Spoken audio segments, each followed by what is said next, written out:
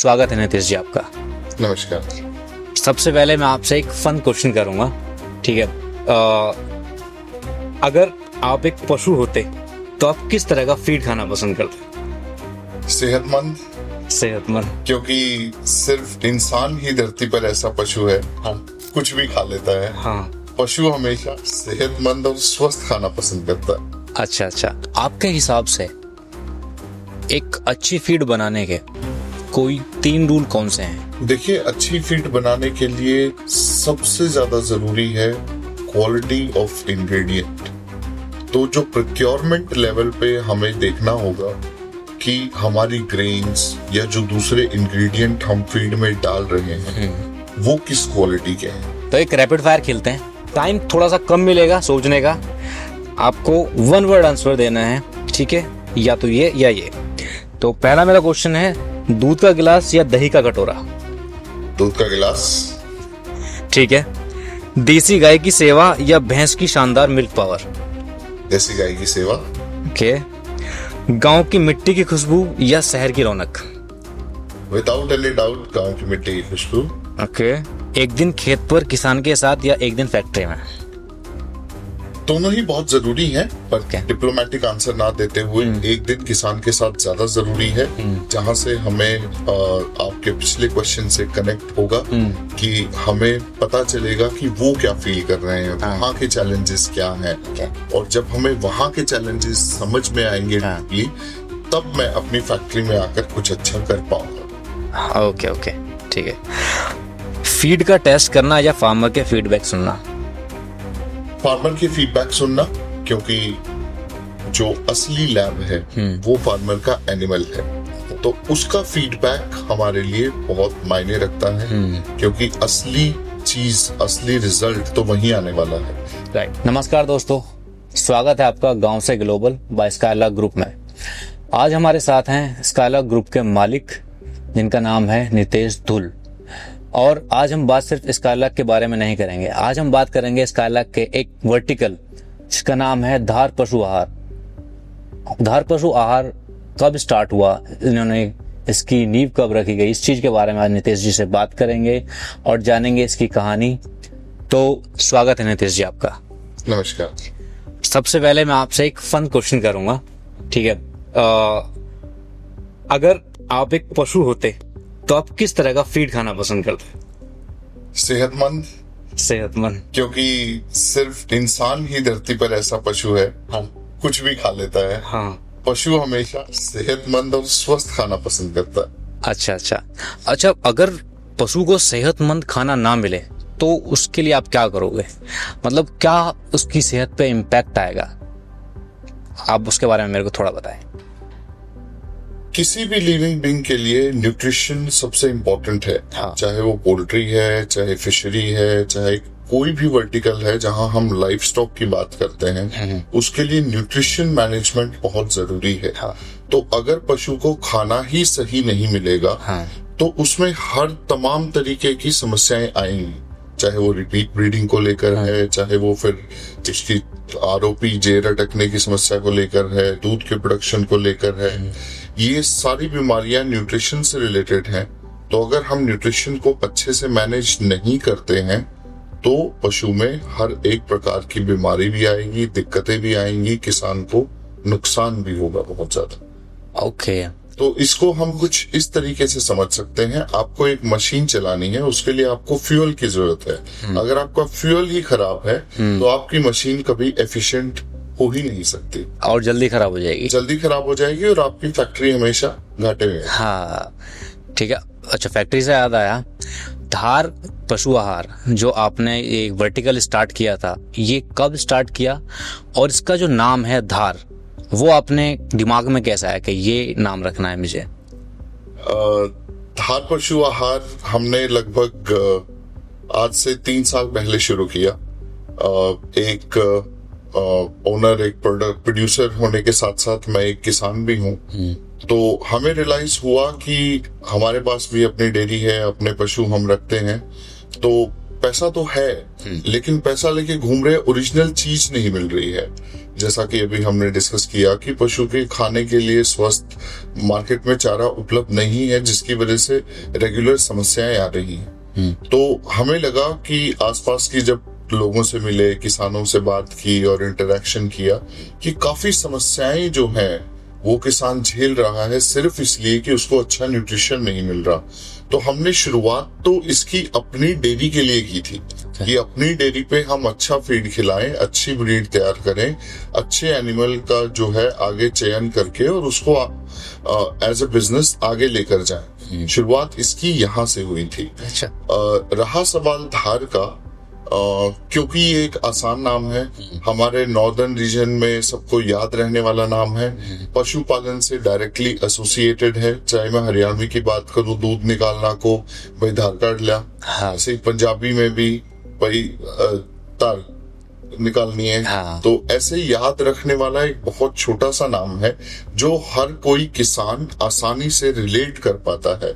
और इसका अगर हम बिजनेस के एंगल से देखें तो वहां पर भी धार का मतलब होता है कि एक हमेशा आगे बढ़ना, बहती हुई धार, नदी की धार, तो धार प्रोग्रेस को दर्शाता है हमेशा। तो इसीलिए कि हमारे किसान भी प्रोग्रेस करें हमारे साथ साथ, और हमारा जो डेयरी वर्टिकल है वो भी प्रोग्रेस करे। तो इन सभी फैक्टर्स को देखते हुए हमने धार नाम को चुना। ओके। आपने ये नहीं बताया कि इसका आपने कितने साल पहले इसको स्टार्ट किया था? 3 साल पहले हमने धार की स्थापना की थी। अच्छा अच्छा। और 3 साल से हम इस वर्टिकल में, अभी तो काफी सुधार हो गया है जब मार्केट से फीडबैक कलेक्ट किया, तो पिछले 3 साल से हम ये काम कर रहे हैं। अच्छा। वैसे धार से पहले आई थिंक, जहां तक मुझे याद है, और भी बहुत सारे ब्रांड्स हैं जो इसका फीड्स बना रहे हैं।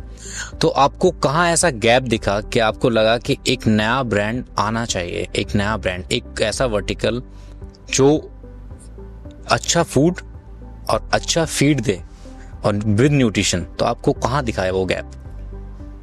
जैसा कि मैंने बताया कि पहले मैं एक किसान हूँ, और मैं आमतौर पर हम गांव से आते हैं, हमारी रूट्स जो हैं वो हम गांव से हर तरीके से फार्मर से अपने कनेक्टेड हैं। तो नो डाउट अच्छे फीड भी थे मार्केट में, अच्छी ब्रांड्स थी मार्केट में, लेकिन जो बीमारियां थी कहीं ना कहीं, जैसे कि जेर अटकने की समस्या है, मेस्टाइटिस की समस्या है, जो अपनी तरह तरह की मेट्राइटिस की जो दिक्कत आती है, यानी कि बच्चेदानी के इन्फेक्शन हो रहे थे, और एक जो सबसे बड़ी समस्या है रिपीट ब्रीडिंग की समस्या, जो चरम पे थी, जिसके कारण पशुओं की संख्या साल दर साल घटती जा रही थी। तो यहाँ मुझे गैप नजर आया कि आज तक कंपनियां क्यों इस चीज को कंट्रोल नहीं कर पाई, और क्यों ध्यान लोग नहीं दे रहे हैं इस तरफ।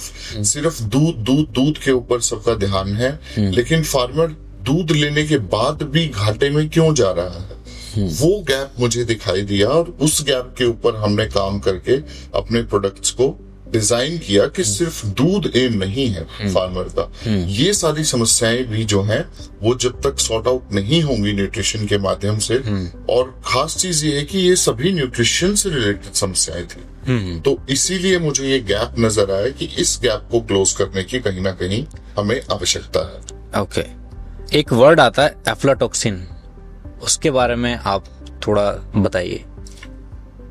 अफ्लाटॉक्सिन एक बहुत खतरनाक जहर है, मैं कहूंगा एक बहुत खतरनाक चीज है जो फंगस से पैदा होता है। जब फंगस किसी भी रॉ मटेरियल में, किसी फिनिश प्रोडक्ट्स में या कहीं भी जब लग जाती है, और वो फंगस जब मरती है, तो वो एक केमिकल, एक टॉक्सिन रिलीज करती है जिसको हम अफ्लाटॉक्सिन कहते हैं।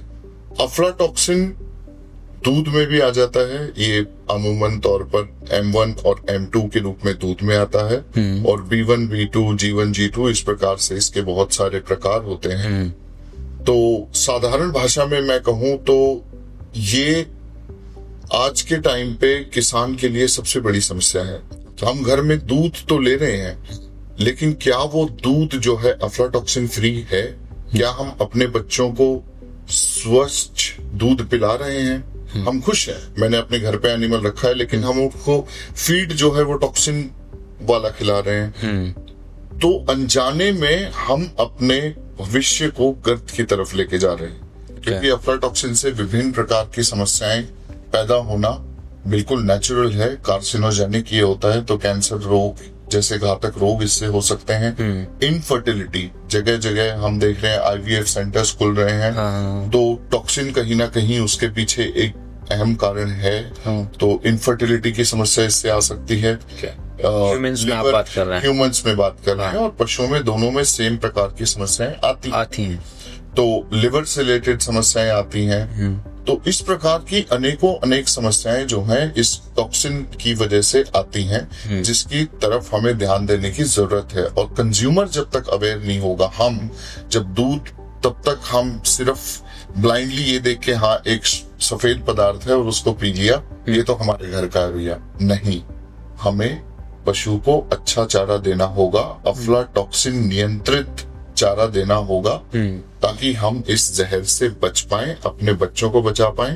तो वो बहुत इम्पोर्टेंट है। हाँ, और मैंने पिछले 2-3 साल में इसका काफी नाम सुना है। वो चाहे किसी फीड से, चाहे किसी फीड, जैसे कि आपने हमें बताया, और कई लोगों ने गांव में भी ये वाली अफ्लाटॉक्सिन के बारे में थोड़ी बहुत बातें होती हैं कि ये एक ऐसा चीज है जिससे बहुत सारी प्रॉब्लम्स आती हैं। चलो अब नेक्स्ट सवाल पे चलते हैं। मेरा आपसे नेक्स्ट सवाल ये है, सबसे पहले मैं भूल गया था पूछना कि स्काईलार्क फीड्स की जो शुरुआत की थी वो आपके पिताजी ने की थी, वो जो एक जर्नी है वो मैं एक बार आपके मुंह से सुनना चाहता हूँ। स्काईलार्क फीड्स की शुरुआत हमारे जो स्काईलार्क के हमारे फाउंडर्स थे, जगवीर सिंह ढुल और जसबीर जी देशपाल, ये हमारे को फाउंडर्स थे जिन्होंने स्काईलार्क ग्रुप को लगभग 1980s में शुरू किया था। और हमारा स्काईलार्क ग्रुप एक ही मोटो रहता है, क्वालिटी इज अवर एंडेवर। और इसके साथ साथ we strongly believe at Skylark that if farmer make profit, we make profit. So हम हमेशा किसानों के साथ उनके फायदे के लिए कि किस प्रकार से बेस्ट क्वालिटी का प्रोडक्ट जो बनाकर किसान तक एक बेस्ट प्राइस में पहुंचाया जाए, ये हमेशा हमारा प्रयास रहता है स्काईलार्क ग्रुप के थ्रू। तो इस प्रकार से सभी किसानों के सहयोग से आगे बढ़ते चले गए, और फीड में, न्यूट्रिशन में आगे हमारे जो MD सर हैं श्री जगवीर सिंह जी, तो उनका अच्छा इसमें बहुत अहम योगदान रहा। और उसी के चलते फिर हमने, जैसा मैंने बताया कि आज से 3 साल पहले हमने धार पशु आहार की भी शुरुआत की। तो भले ही हम कैटल फीड में लोगों को लग रहा होगा कि हम नए हैं, लेकिन न्यूट्रिशन के मामले में हमारे पास लगभग पिछले 45+ सालों का तजुर्बा जुड़ा हुआ है। न्यूट्रिशन को हम बहुत अच्छे से समझते हैं। जब एक 30 ग्राम के चूजे को एक 3 किलो का, 4 किलो का बर्ड बनाने की हम क्षमता रखते हैं, तो भले ही कुछ कंपनियां आज अफ्लाटॉक्सिन की बात कर रही हैं, हम अफ्लाटॉक्सिन को पिछले 45 वर्षों से समझ रहे हैं। तो ये एक जर्नी जो है, जो ये एक तजुर्बा जो है, वो हमारे पास एक एज है कि हम इस जो धार पशु आहार का वर्टिकल है, इसमें भी हम बहुत अच्छे से, बहुत बढ़िया तरीके से आगे बढ़ सकते हैं। मैं जानता हूं कि आप हमेशा फार्मर फ्रेंडली, या आप कह सकते हो कि फार्मर फर्स्ट अप्रोच रखते हो। तो यहाँ पे एक सवाल मेरा ये है आपसे, क्या आप अपने आप को एक मैन्युफैक्चरर कहते हो या एक प्रॉब्लम सॉल्वर?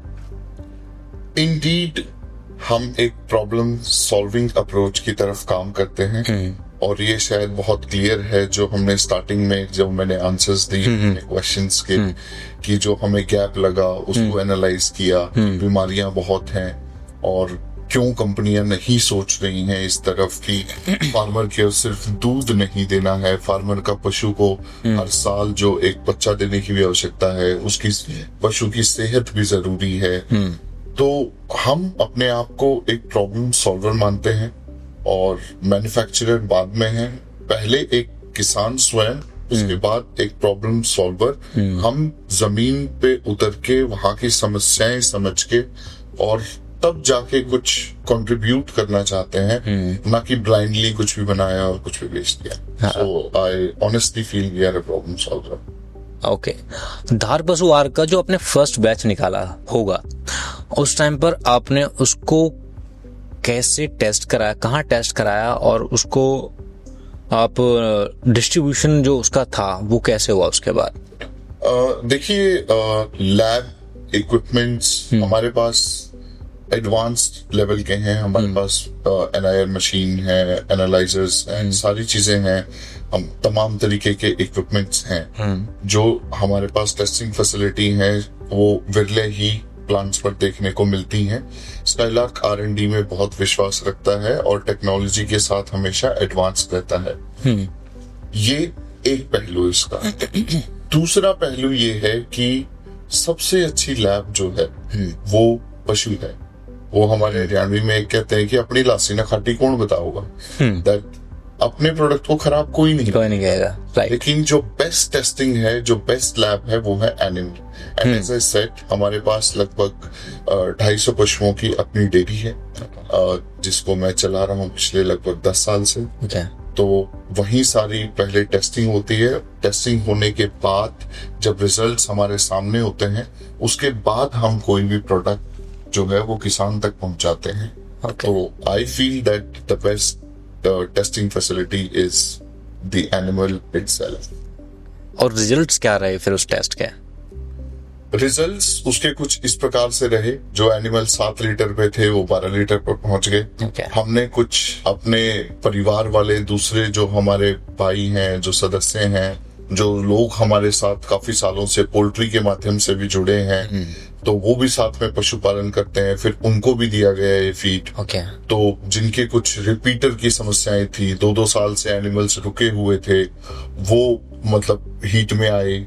कुछ लोग जो हैं वो फेस कर रहे थे समस्या जो बहुत बड़े लेवल पर मेस्टाइटिस की। जब उन्होंने मेस्टाइटिस को क्योर होते हुए देखा प्रॉपर न्यूट्रिशन देने के थ्रू, तो वो हमारे साथ जुड़े। तो इस प्रकार से पशुओं के शरीर में चमक आ गई। तो वहां से हमें पता चला कि जो हमने इसके अंदर जो विटामिन्स, मिनरल्स वो बैलेंस करने का प्रयास किया है, वो हम सही दिशा में हैं। तो इस तरीके की हमारी जो टेस्टिंग फैसिलिटीज, जो डिस्ट्रीब्यूशन हमने अपने आसपास से शुरू करके हर तरीके से फीडबैक कलेक्ट करके और तब इसको जो है आगे बड़े लेवल पर दूसरी स्टेट्स में पहुंचाया। आज हम लगभग 7 अलग अलग राज्यों में धार पशु आहार में काम कर रहे हैं। धार पशु आहार में आप कहते हैं कि धार पशु आहार एक कंप्लीट फीड है जी। ये मैं जानना चाहूंगा ये कंप्लीट फीड कैसे है, क्योंकि आप बोलते हैं इसमें कुछ मिक्स करने की जरूरत नहीं है, आप इसे एज इट इज अपने पशुओं को खिला सकते हैं। जैसा कि मैंने बताया, इसके पीछे बहुत R&D किया गया है। इसके पीछे विस्तार से जो स्टडीज की गई हैं, प्लस जो मैंने बताया कि हमारे पास जो न्यूट्रिशन की बहुत अच्छी पहले की नॉलेज, जो हमारे MD सर हैं, उनका तजुर्बा इसके पीछे जुड़ा हुआ है। तो न्यूट्रिशन पे जब हम इतने सालों से काम करते आ रहे हैं, वो समझ हमारे साथ जुड़ी और उस समझ के तौर पर ही हमने ये प्रोडक्ट अलग अलग डिजाइन किए और अलग अलग डिजाइन करके मिल्किंग के लिए अलग, काफ टू काउ प्रोग्राम के हमारे अलग प्रोडक्ट्स हैं, हमारे ड्राई मैनेजमेंट के अलग प्रोडक्ट्स हैं। तो इस प्रकार से हमने अलग अलग लेवल पे पशु की रिक्वायरमेंट को समझ के अलग अलग प्रोडक्ट्स, वो मिल्किंग कैपेसिटी के हिसाब से और एनिमल को किस स्टेज पर किस चीज की जरूरत है उस हिसाब से डिजाइन किए। जब आपने ये ब्रांड स्टार्ट किया था तो आपको ऐसे कौन से चैलेंजेस का सामना करना पड़ा जो आपको लगता है कि मुझे ये नॉलेज शेयर करनी चाहिए ताकि आने वाले जो लोग हैं या जो भी फीड में काम कर रहे हैं या कोई बिजनेस करने वाला है, फॉर एंटरप्रेन्योर मैं कह सकता हूँ कि किसी एंटरप्रेन्योर को वो प्रॉब्लम आएंगी और आए तो उसका सॉल्यूशन क्या है? देखिए, सबसे बड़ी समस्या इसमें आती है रॉ मटेरियल की। रॉ मटेरियल के प्राइसेस जो हैं वो बहुत फ्लक्चुएट करते हैं, तो वो हमारे हाथ में नहीं है। ये एक चीज। दूसरी चीज, जो हमारा किसान है आज भी उसका शोषण हो रहा है और वो अवेयर नहीं है चीजों को लेकर। तो अगर हम किसी को समझाने का प्रयास करते हैं, कहीं अपनी फीड लेकर जाते हैं, तो वो सस्ता चाहता है और सस्ते की परिभाषा वो ऐसा देखता है कि आज इस कट्टे को डालने से मेरे 10 रुपए बच रहे हैं, लेकिन वो एनालिसिस नहीं कर पा रहे हैं कि आज 10 रुपए बचाने के चक्कर में मैंने अपना फ्यूचर का 10,000 का नुकसान कर लिया। कि आज मुझे दूध तो मिल गया लेकिन मेरा पशु रिपीटर हो गया तो वो एंड में खत्म हो गया बिल्कुल। तो इस तरीके के चैलेंजेस हैं जो ग्राउंड लेवल पे हैं कि आप प्रोडक्ट अच्छा बना रहे हो लेकिन उसको समझा पाना, आगे प्रमोट कर पाना। और अफ्लाटॉक्सिन नियंत्रित फीड हमने बना दिया, लेकिन जब तक एंड यूजर इस अवेयरनेस में साथ में नहीं जुड़ेगा, जैसा कि मैंने कहा कि जब तक आप लोग एज ए यूजर, हम लोग एज ए यूजर ये नहीं पूछेंगे कि भाई आपने पशु का जो फीड है वो अफ्लाटॉक्सिन कंट्रोल्ड है या नहीं है, तभी मुझे शुद्ध दूध मिल पाएगा।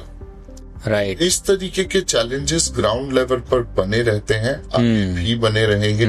और जब तक चैलेंज नहीं है तब तक काम करने का मजा भी नहीं है। सही बात है। और तो आप ये बोल रहे हैं कि एंड यूजर मींस जो दूध पी रहा है, अगर वो ये सवाल कर रहा है कि आपने जो फीड खिलाया वो अफ्लाटॉक्सिन कंट्रोल्ड है तभी मैं आपसे दूध खरीदूंगा, तब ये एक प्रॉब्लम वहां से फिर सॉल्व होनी स्टार्ट हो जाएगी। वहां से सॉल्व होनी इसलिए स्टार्ट होगी अगर हम बैक एंड वर्किंग करेंगे। अब मेरे पास एज अ किसान लिमिटेड सोर्स है, तो लिमिटेड सोर्स में जाहिर सी बात है मैं चाहूंगा कि मुझे सस्ता मिले। लेकिन जब यूजर उस चीज की डिमांड करेगा और उस प्राइस को पे करने के लिए तैयार होगा, तभी जब किसान को सही मूल्य मिलेगा। अगर मैं रिवर्स कैलकुलेशन करूं तो वो अपने पशु को अच्छा क्यों नहीं खिलाना चाहेगा। राइट। किसान जो है इमोशनली कनेक्ट होता है एनिमल के साथ। तो इसीलिए मैं कहता हूं कि ये रिवर्स कैलकुलेशन जरूरी है कि हम लोग as a user of milk ये क्वेश्चन करना स्टार्ट करें कि क्या ये अफ्लाटॉक्सिन रहित दूध है या नहीं। बिल्कुल सही बात है। आपके हिसाब से एक अच्छी फीड बनाने के कोई 3 रूल कौन से हैं? देखिए, अच्छी फीड बनाने के लिए सबसे ज्यादा जरूरी है क्वालिटी ऑफ इंग्रेडिएंट। तो जो प्रोक्योरमेंट लेवल पे हमें देखना होगा कि हमारी ग्रेन्स या जो दूसरे इंग्रेडिएंट हम फीड में डाल रहे हैं वो किस क्वालिटी के हैं। वहां पर आपका सबसे इम्पोर्टेंट रोल है। अगर वो आपने अच्छी क्वालिटी के ले लिए तो आपकी फीड हमेशा अच्छी बनेगी ही बनेगी। क्योंकि अगर मैं ये सोचूं कि मैं थोड़ा क्वालिटी में कॉम्प्रोमाइज कर दूं रॉ मटेरियल के और फिर आगे उसको टॉक्सिन बाइंडर डाल के या किसी और तरीके से कॉम्प्रोमाइज करने की कोशिश कर लूंगा, वो नहीं हो रहा है। ओके, ठीक है। ये बहुत जरूरी है कि आप अच्छी क्वालिटी के रॉ मटेरियल खरीदें। फिर आती है आपकी प्रोसेसेस कैसी हैं आगे, आपके पास जो है ऑटो बैचिंग के सिस्टम्स हैं या नहीं है, आपकी मशीनरी किस क्वालिटी की है, अच्छी क्वालिटी का क्रैकर, मिक्सर, ये सारी चीजें आपके पास है या नहीं है। So second thing is quality of your machinery and your plant. Okay. और उसके बाद आपका डिस्ट्रीब्यूशन चैनल। तो ये चीजें मायने रखती हैं। ये चीजें कहीं भी किसी भी बिजनेस को चलाने के लिए इस प्रकार के, तो ये चीजें इंपॉर्टेंट हैं। इन केस आपने फीड बनाया, आपने डिस्ट्रीब्यूशन के लिए भेज दिया, बट अगर वो फीड किसान तक पहुंचते पहुंचते ऐसा हो सकता है क्या कि वो आपने तो अफ्लाटॉक्सिन कंट्रोल्ड उसको बना दिया है, लेकिन किसान के पास पहुंचते पहुंचते उसमें फंगस या कुछ लग गया, तो वो हो सकता है चांस कि अफ्लाटॉक्सिन उसमें आ सकता है फिर से? देखिए, इसीलिए मैंने कहा कि आपकी प्रोक्योरमेंट से ये प्रक्रिया शुरू होती है। यदि आपका अनाज बेस्ट क्वालिटी का है, उसके बाद आपने उसको सही तरीके से प्रॉपरली प्रोसेस किया है, सही तरीके से उसकी पैकेजिंग हुई है और प्रॉपर तरीके का डिस्ट्रीब्यूशन चैनल जो उसका रहा है वो बिल्कुल सही है, तो कोई समस्या नहीं आएगी। ओके। अगर मैंने अपना फीड सही बना के और रास्ते में किसी ने उसको भिगो दिया, गीला कर दिया, और जो ट्रांसपोर्टर है उसने ध्यान नहीं दिया, या जो फार्मर है उसने उसको गीली नमी वाली जगह में स्टोर कर दिया, या किसी ऐसी दीवार के साथ सटा करके उसको रख दिया, या फर्श के ऊपर उसको रख दिया, या इस प्रकार की कहीं से नमी लगी तो पूरे चांसेस हैं कि उसमें फंगस लग सकती है। ओके। वरना आप हमारी प्रक्रियाएं जो हैं वो बहुत स्ट्रांग है, हमारी प्रोसेसेस स्ट्रांग है, हमारा क्यूसी डिपार्टमेंट बहुत स्ट्रांग है। हमारी तरफ से कभी ऐसी कोई मंशा नहीं रहती है कि हम फार्मर का किसी भी तरीके से नुकसान करवाएं। ओके। तो ये फार्म लेवल पे ध्यान देने की या डिस्ट्रीब्यूटर लेवल पर ध्यान देने की चीजें हैं। जो फील्ड का स्टोरेज है वो बहुत अच्छा हो, ताकि ये सारी समस्याएं आगे न आए। तो डिस्ट्रीब्यूशन मतलब आप यहाँ से निकलने के बाद डिस्ट्रीब्यूशन पे भी पूरा ध्यान देते हैं कि हमारी फीड कहाँ तक जा रही है और सेफ है या नहीं है। बिल्कुल। ओके। तो एक रैपिड फायर खेलते हैं, ठीक है? एक रैपिड फायर खेलते हैं। ये आपके काम से, आप जैसे कि आप किसान हैं उसी से रिलेटेड है। टाइम थोड़ा सा कम मिलेगा सोचने का। आपको 1 वर्ड आंसर देना है, ठीक है? या तो ये या ये। तो पहला मेरा क्वेश्चन है, दूध का गिलास या दही का कटोरा? दूध का गिलास। ठीक है। देसी गाय की सेवा या भैंस की शानदार मिल्क पावर? देसी गाय की सेवा। ओके। गांव की मिट्टी की खुशबू या शहर की रौनक? विदाउट एनी डाउट गांव की मिट्टी की खुशबू। ओके। मार्केटिंग के जज्बात या मैन्युफैक्चरिंग का जुनून? मार्केटिंग के जज्बात। ओके। ये हम एक बार पॉज लूंगा, ये मेरे को समझना है। जैसा हमने पिछले पॉडकास्ट में भी बात की कि मेरे लिए हमेशा एनिमल सिर्फ एक एनिमल नहीं है, या किसी भी किसान के लिए उसका एनिमल सिर्फ एक एनिमल नहीं है। वो उससे इमोशनली कनेक्टेड है, वो उसकी इनकम का सोर्स है। उसने शायद उसको एक छोटी सी बच्ची के लेकर अपने बच्चों की तरह पाला है। तो उसके साथ किसी भी प्रकार का खिलवाड़ नहीं चाहिए। तो हम इस बात का विशेष तौर से ध्यान रखते हैं और उसी हिसाब से अपने न्यूट्रिशन, अपनी सारी चीजें डिजाइन करते हैं और अपनी मार्केट की पल्स को पकड़ के चलते हैं हमेशा कि एक्चुअल रिक्वायरमेंट फील्ड में है क्या। तो उन जज्बातों का ख्याल हम हमेशा रखते हैं। मतलब मार्केटिंग का जज्बा, अगर मार्केटिंग की जज्बात आपका उसका ध्यान रख रहे हो तो मतलब किसानों का ध्यान रख रहे हो बेसिकली। ठीक है। तो आते हैं नेक्स्ट क्वेश्चन पे। एक दिन खेत पर किसान के साथ या एक दिन फैक्ट्री में? दोनों ही बहुत जरूरी हैं, पर डिप्लोमेटिक आंसर ना देते हुए एक दिन किसान के साथ ज्यादा जरूरी है, जहां से हमें आपके पिछले क्वेश्चन से कनेक्ट होगा कि हमें पता चलेगा कि वो क्या फील कर रहे हैं, वहाँ के चैलेंजेस क्या हैं। और जब हमें वहाँ के चैलेंजेस समझ में आएंगे तब मैं अपनी फैक्ट्री में आकर कुछ अच्छा कर पाऊंगा। ओके, ठीक है। फीड का टेस्ट करना या फार्मर के फीडबैक सुनना?